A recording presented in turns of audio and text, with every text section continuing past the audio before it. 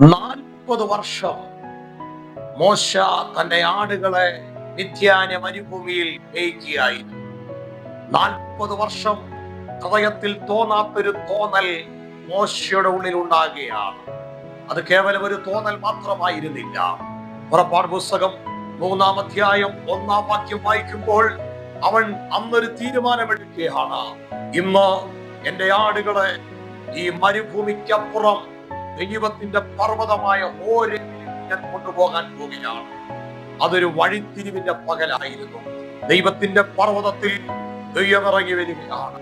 അവിടെയുള്ളൊരു മുൾച്ചെടിയിൽ ദൈവം അവന് വേണ്ടി തീയുടെ നടുവിൽ പ്രത്യക്ഷനാകുകയാണ്. പരാജയപ്പെട്ടു പോയിടത്തേക്ക് മോശയെ ദൈവം അധികാരിയും വീണ്ടെടുപ്പുകാരനുമായി അയച്ചെങ്കിൽ ഈ ദിനങ്ങളിൽ നിന്റെ ഉള്ളിൽ തോന്നിക്കൊണ്ടിരിക്കുന്ന ചില തോന്നലുകൾ അത് കേവലം തോന്നലുകളല്ല, അത് ദൈവിക നിയോഗങ്ങളാണ്. ഈ ദിവസങ്ങളിൽ ദൈവത്തോട് അടുത്ത് ചെല്ലുക. ദൈവത്തിന് നിന്നെ ആഴമായി ഉപയോഗിക്കാനുണ്ട്.